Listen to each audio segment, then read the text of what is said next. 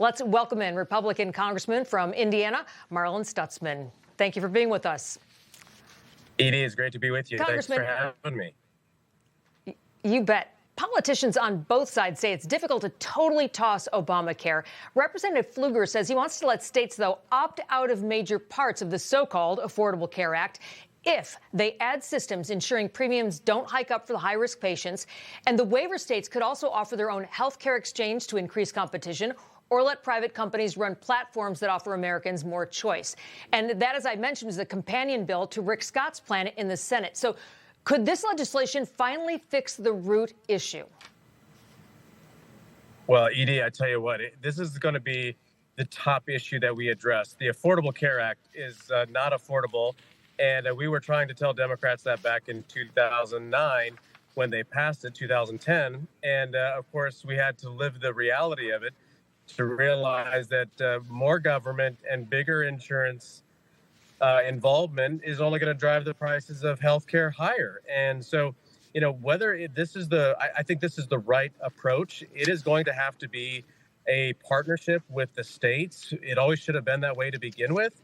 I just am convinced that the federal government has only driven the cost of healthcare higher.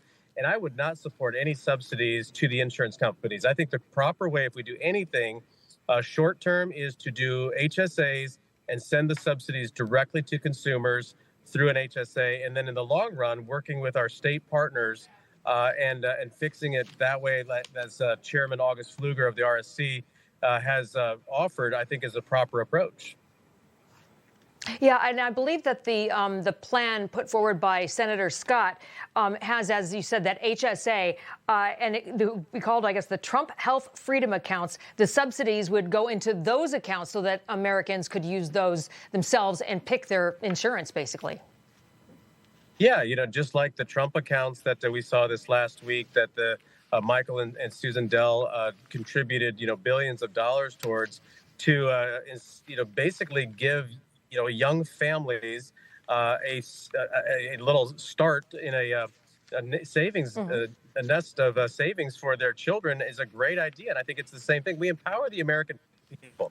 That's how we're going to ultimately, fix this problem, rather than bureaucrats, rather than insurance companies and those who are out of touch in the C-suites of hospital systems making the decisions for the American people and their health care.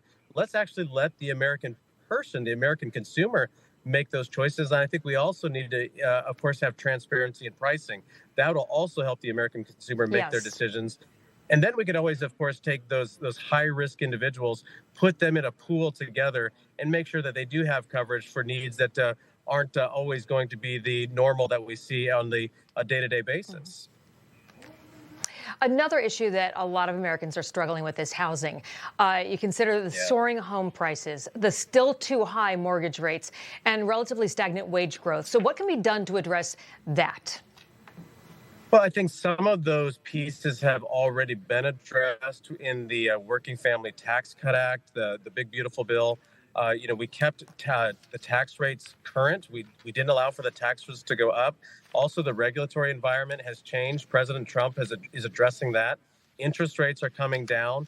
But I'll tell you, Edie, a lot of damage has been done because of the Biden administration and the Democrat policies that drove prices through the roof. I mean, just in Indiana alone, and we're a pretty affordable state, but on average, home prices have gone up $100,000, real dollars, that it's making it harder for younger people to afford to buy a house. And so I think that we've set the stage for that, but at the same time, we still have more work to do. We're keeping prices down at the gas pump. We're, of course, addressing the food costs. Those are starting to come down a little bit. But I think that the one thing that we can focus on is healthcare costs and utilities. Those are the two that I hear about the most. And what we've done with utilities is that we just simply haven't met or built the supply side.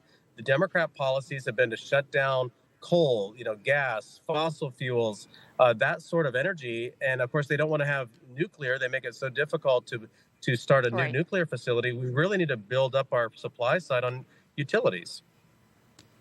Well, I know that all Americans are celebrating every time the rate for something drops a little bit. It just makes you feel a little bit better, a little more secure. Congressman, thank you very much for joining us. Marlin Stutzman from Indiana. Thank you.